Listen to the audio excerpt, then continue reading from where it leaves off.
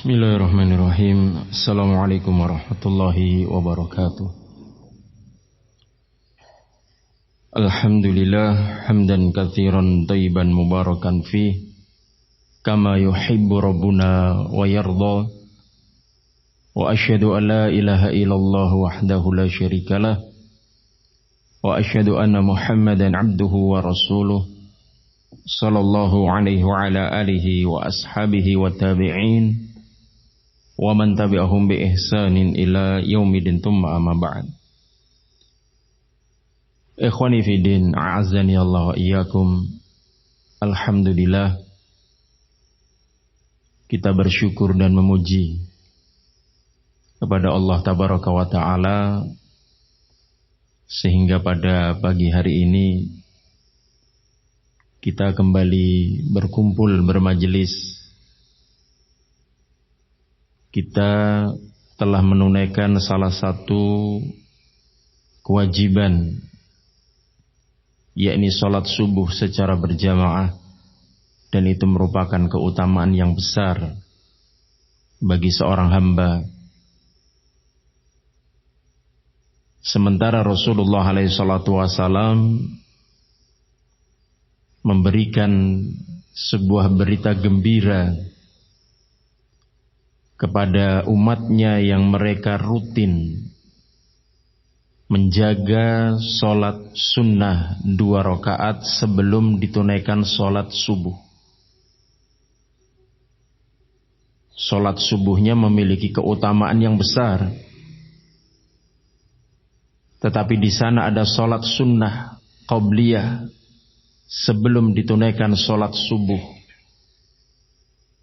yang memiliki keutamaan bagi siapapun yang rutin menjaga sholat sunnah tadi.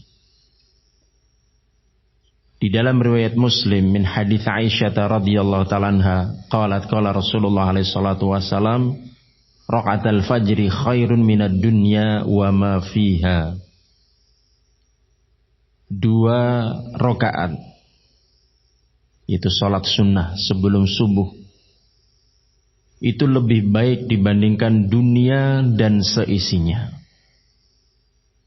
Subhanallah, 2 rakaat sebelum sholat fardu, sholat subuh, itu lebih baik dibandingkan dunia dan seisinya.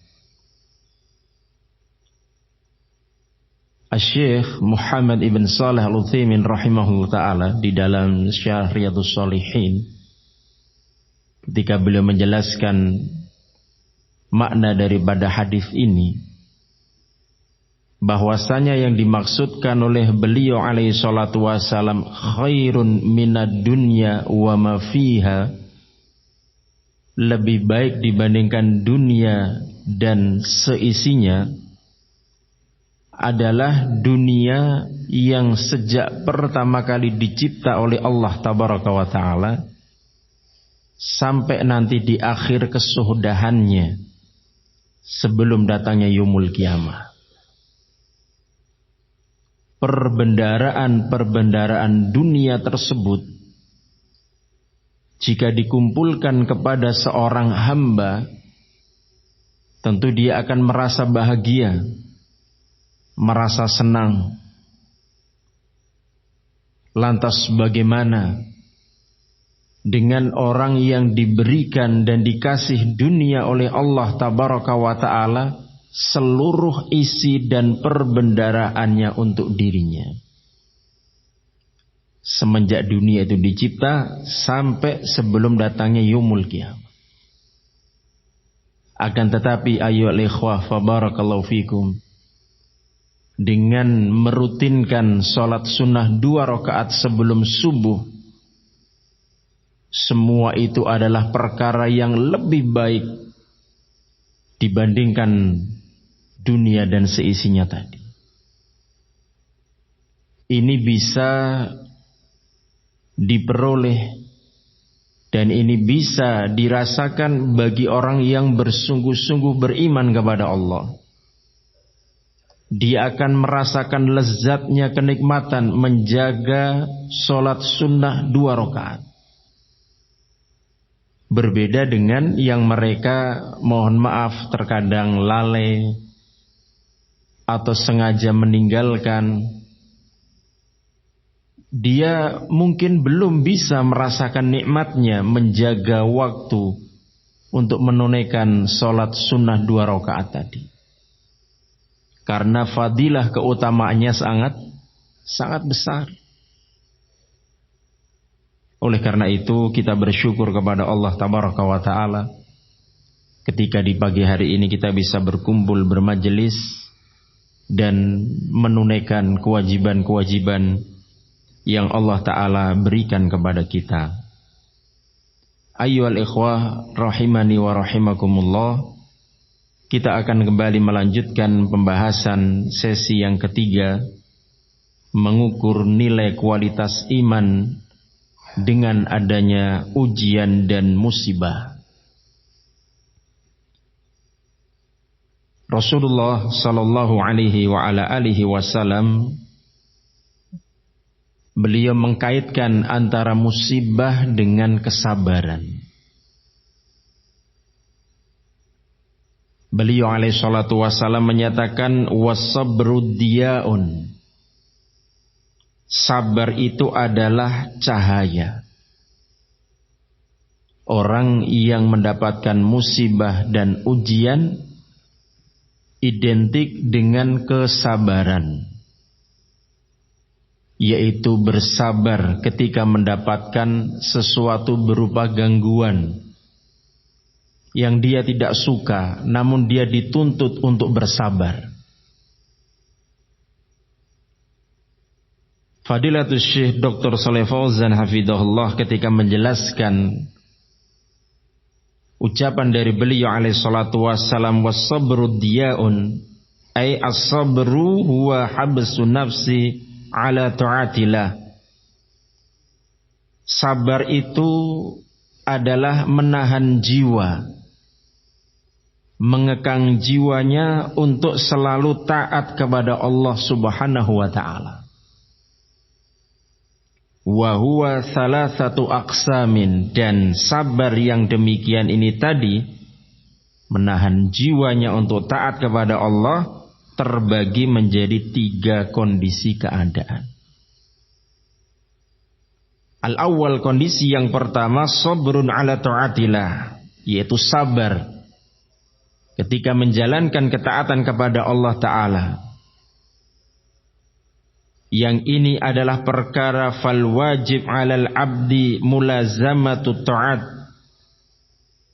yang itu wajib bagi seorang hamba yang selalu mulazamah, terus menerus di atas ketaatan. Wajib hukumnya untuk selalu taat, menjalankan perintah-perintah Allah dan meninggalkan larangan-larangannya.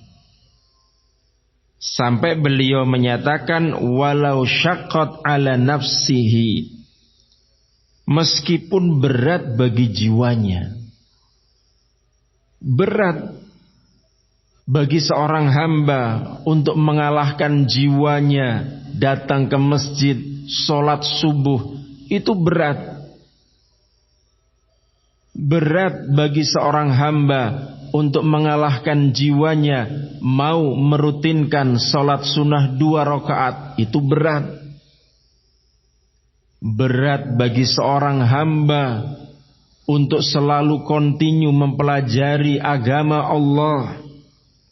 Berat bagi seorang hamba untuk selalu istiqomah birrul walidain, berbakti kepada kedua orang tua, mengurus kepada kedua orang tuanya, terlebih ketika keduanya dalam usia tua.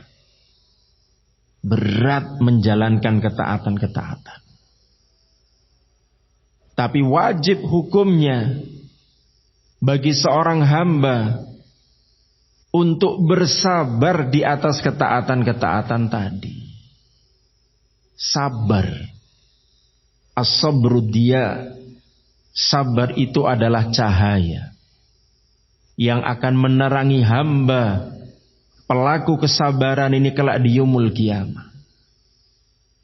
Bukankah kita pernah mendengar bagaimana beliau alaihi salatu wassalam mengaitkan adz-dzulumat, kedzaliman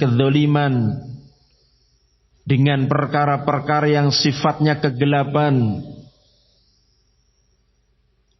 Ketika Rasul menyatakan ittaqudz zulma fa inna dzulma dzulumatun yaumul qiyamah, hati-hati kalian dari sifat perbuatan zalim, karena zalim itu adalah kegelapan pada hari kiamat.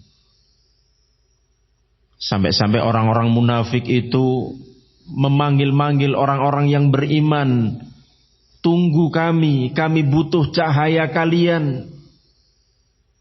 Karena orang-orang yang beriman bercahaya di yaumul qiyamah, nampak dari bekas wudu-wudu mereka, wajah-wajah mereka, kesabaran-kesabaran mereka.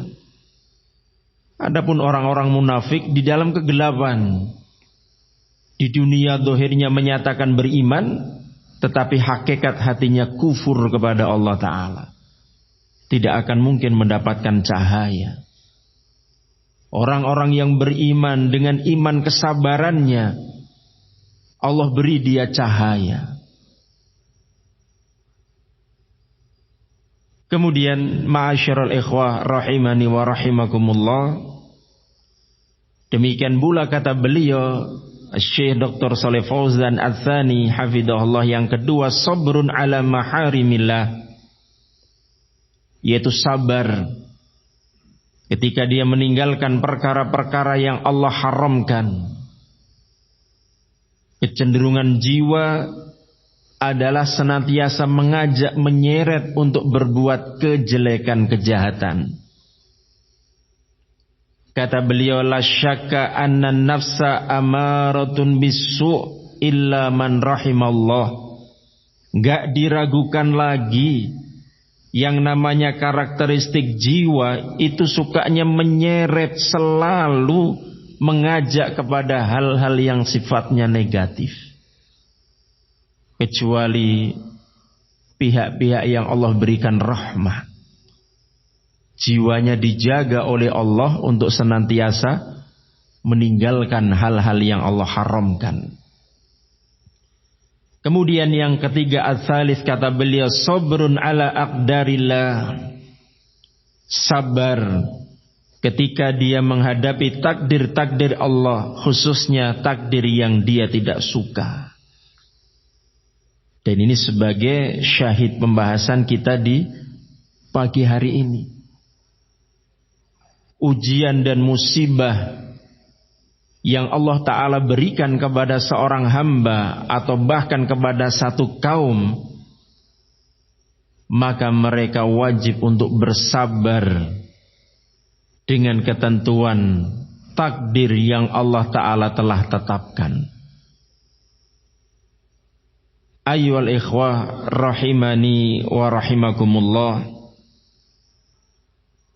Allah Tabaraka wa Ta'ala menyatakan di dalam surat Asy-Syura ayat yang ke-30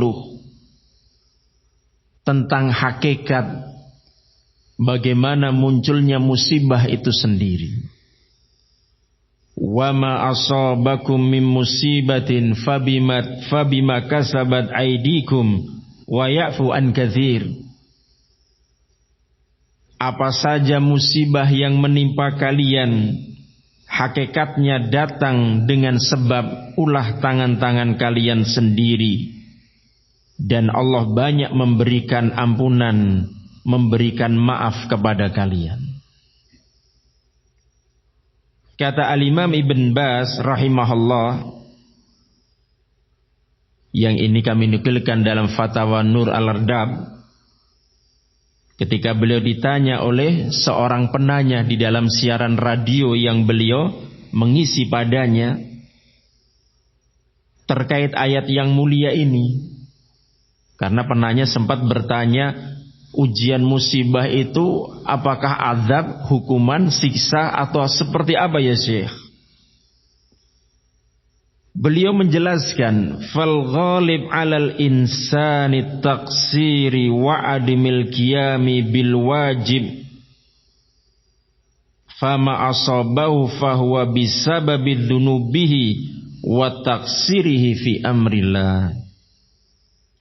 Beliau menyimpulkan secara mayoritas keumuman yang namanya manusia itu dengan segala bentuk kelemahan kekurangan pada dirinya dan tidak adanya tekad yang kuat menegakkan perkara-perkara yang wajib, maka musibah yang menimpa dirinya hakikatnya disebabkan dosa-dosanya dan sifat mengurang-ngurangi dia terkait perintah Allah tabaraka wa ta'ala. Munculnya musibah, ujian dan cobaan hakikatnya disebabkan karena dosa dan kemaksiatan. Munculnya musibah, ujian apapun itu dampaknya dari kemaksiatan. Dari sini Ibnul Qayyim rahimahullah ta'ala menyebutkan kemaksiatan itu memiliki dampak yang buruk, atharul ma'asi, dampak-dampak yang buruk dari kemaksiatan. Seorang hamba tidak boleh merasa aman atau menganggap ringan, enggak apa-apa, ini kan dosa kecil. Yang dilarang kan dosa besar, syirik. Logikanya mulai mencari untung rugi. Logikanya mulai memainkan peran dirinya, yang kecil saja enggak apa-apa, yang besar tinggalkan. Kata Ibnul Qayyim, bagaimana datangnya sebuah gunung yang besar bukankah bermula dari kerikil-kerikil batu-batu yang kecil? Kalau Anda melakukan kemaksiatan dan Anda anggap itu kecil, coba Anda kumpulkan satu kerikil, ambil di rumah, kemudian diletakkan, ambil di halaman, ambil di jalan kerikil tadi. Hari ini diambil, kasih di kamar satu. Hari ini diambil, kasih di kamar satu. Cepat atau lambat, kamar itu akan penuh dengan namanya kerikil-kerikil yang Anda anggap kecil tadi. Dosa memang dikategorikan oleh para ulama, ada yang disebutkan dosa kecil, tetapi kalau manusia menganggap itu sepele, membuat remeh, yang kecil itu akan bisa menjadi besar karena i'tiqad, keyakinan dia seakan-akan tidak ada rasa takutnya kepada Allah Ta'ala.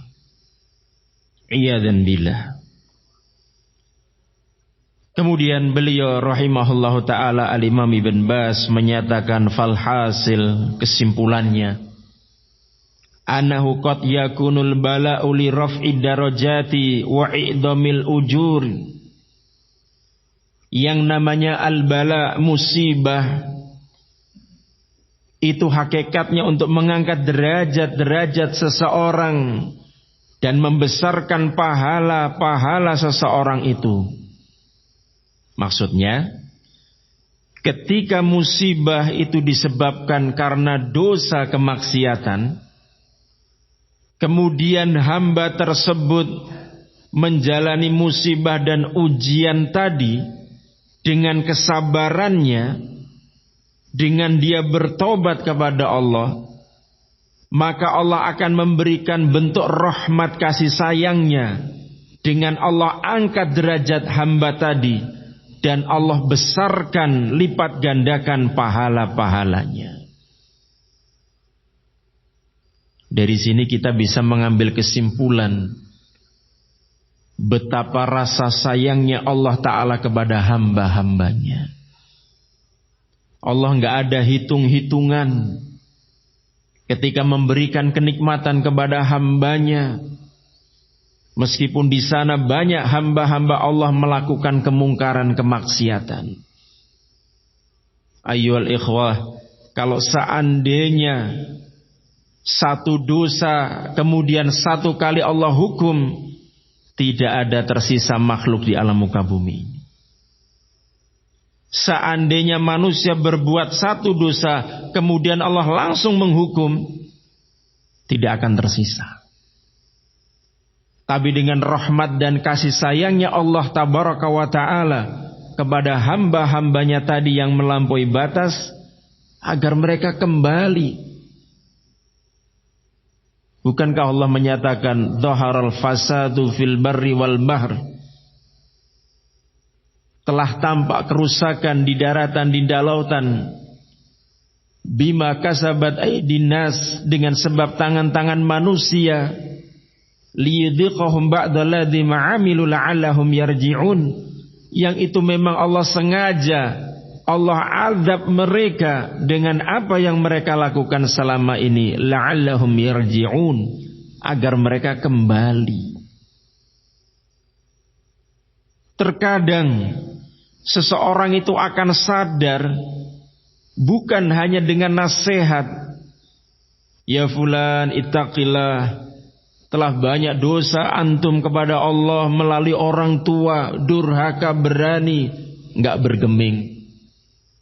Wahai manusia, taubatlah kepada Allah, banyaknya kesyirikan, kebid'ahan yang kalian lakukan, malah semakin berani. Tidak henti-hentinya duat ahlus sunnah mengingatkan umat dari bahaya-bahaya kemaksiatan, tapi semakin menjadi. Apa yang mampu untuk menyadarkan mereka? Allah kirim yang namanya musibah. Liyudhiqahum, agar Allah merasakan kepada mereka kerusakan yang telah mereka lakukan di daratan, di lautan tadi.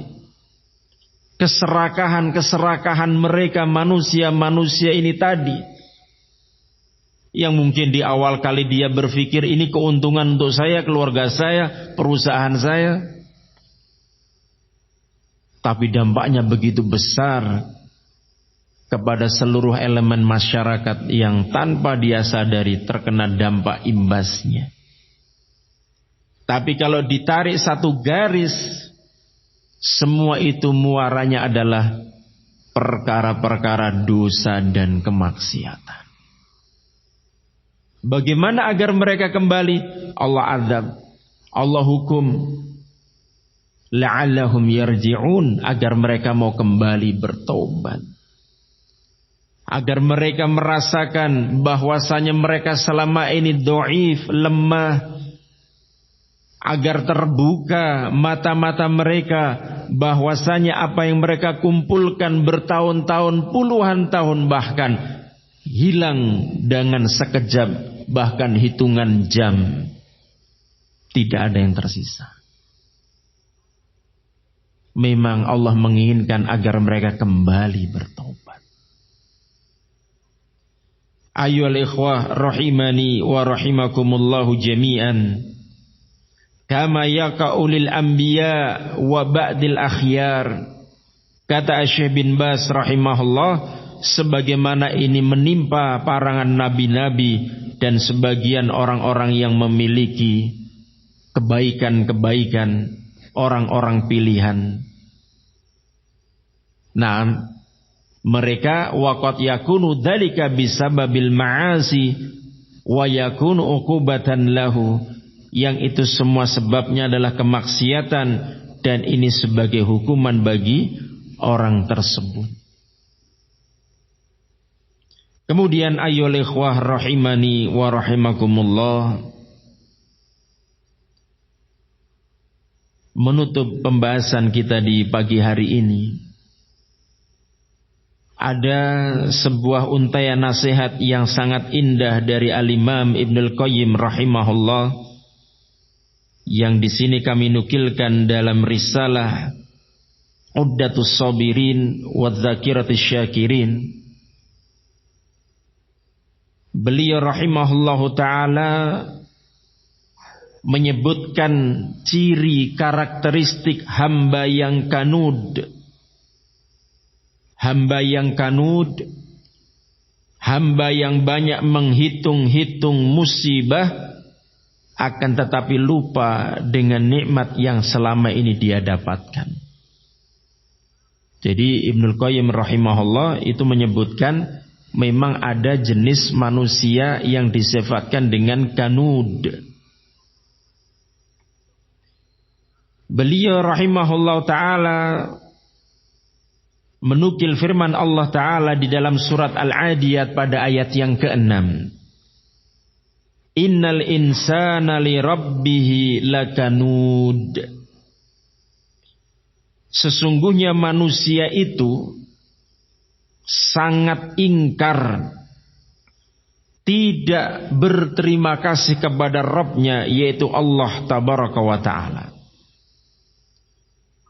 Ketika Allah menyatakan innal insana li rabbihi lakanud.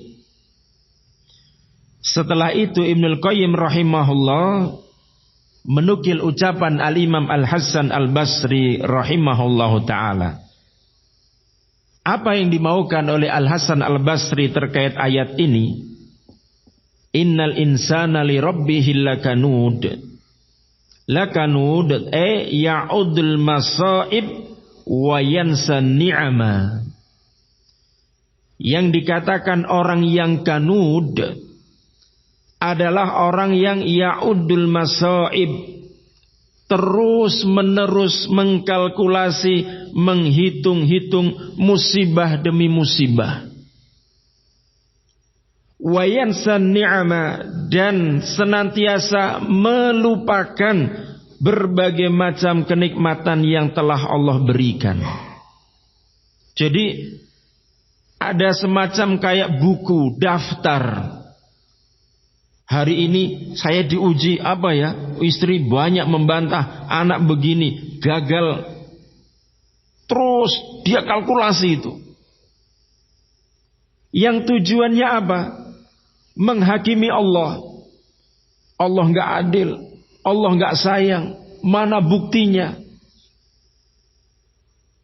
Terus dia hitung, dia kalkulasi. Dia referensi itu, kegagalan-kegagalan, musibah-musibah. Sementara dirinya lupa yang selama ini Allah tabaraka wa ta'ala telah banyak memberikan berbagai macam kenikmatan. Lupa dia. Diberi karunia oleh Allah tabaraka wa ta'ala badan yang sehat wal afiyah. Sehat dia. Lupa. Di sana dia melihat ada orang terbaring sakit. Nas'alullah al-afiyah, dibantu oksigen. Kalau gas oksigen ini dicabut selangnya, dia akan merasa tersiksa. Tapi hamba yang kanut ini tadi, dia pergi ke sana kemari, apakah membawa tabung yang berisi oksigen itu? Gak ada. Nikmat dia, kemana dia mau menghirup udara, gratis Allah kasih. Sementara tabung oksigen itu harganya mahal. Tapi kenapa yang selalu dikalkulasi, dihitung-hitung adalah musibah dan musibah? Sampai kapan saya harus begini? Ya subhanallah. Jangan sampai kita termasuk jenis manusia yang disebut oleh Allah tabaraka wa ta'ala wal iyadu billah, senantiasa dalam kondisi kanud, menghitung-hitung musibah, menghitung-hitung yang namanya ujian, kemudian melupakan dari berbagai macam kenikmatan yang Allah ta'ala berikan. Ibrahim bin Adam rahimahullah datang kepada beliau, seorang yang mengeluhkan kondisinya. Kata beliau rahimahullah, aku ini melihat dirimu satu tubuh itu bermiliar-miliar kenikmatan. Kaget orang ini. Dia ini datang membawa masalah, sementara gurunya menyatakan berbagai macam ribuan kenikmatan yang ada pada tubuhnya tanpa dia sadari. Kemudian Ibrahim bin Adam menyebutkan, itu kamu punya mata, bisa melihat. Orang di luar sana nggak punya mata, maksudnya mohon maaf waliyadzubillah, buta. Tertatih-tatih dengan tongkatnya. Kadang dia minta dituntun, orang sudah bosan menuntun, suruh jalan sendiri. Tersiksa dia. Itu di sana ada orang dalam kondisi kakinya mohon maaf pincang, tidak normal, tertatih-tatih. Kamu normal kakimu, tubuhmu, semua disebutkan. Lantas bagaimana kamu masih mengeluh ya fulan? Iya betul memang. Sampai diceritakan ada orang yang sangat butuh dengan keuangan, menjual ginjalnya. Iya. Ginjalnya kita ini ada berapa? 2 ya. Rela dengan 1 ginjal. Karena apa? Untuk ekonomi. Itu mahal. Artinya ketika seseorang diberikan anugerah kenikmatan kesehatan, sangat-sangat disyukuri. Yang namanya kenikmatan ini ayyuhal ikhwah fa barakallahu fikum, bukan sebatas materi. Kesehatan itu nikmat, keamanan itu nikmat. Mungkin saya pribadi pernah menceritakan di majelis ini, bagaimana dulu ketika kami di Poso, ketika masa-masa terorisme antara tahun 2003 sampai 2010, 7 tahun lamanya, itu keamanan sesuatu yang sangat-sangat kita idam-idamkan. Kenapa? Karena orang mau melaksanakan sholat subuh, baru keluar dari rumahnya, jalan berapa meter, tiba-tiba terdengar bunyi letusan senapan. Sudah meninggal dia, dibunuh di situ.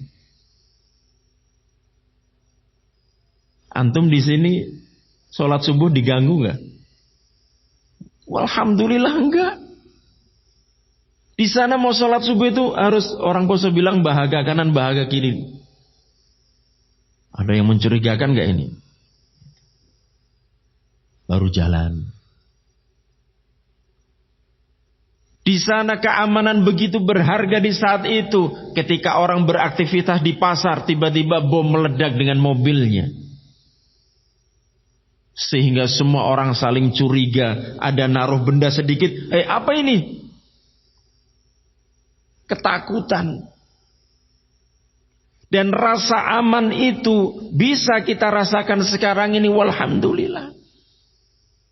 Jadi jangan dianggap sepele masalah kenikmatan yang Allah berikan.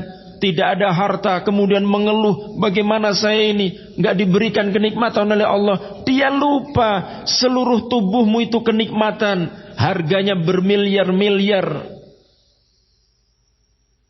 Orang memiliki jantung iya dan billah, dalam kondisi harus dipasang cincin sampai 2 atau 3. Anda sehat, syukuri nikmat yang Allah berikan kepada kita. Jangan mengeluh.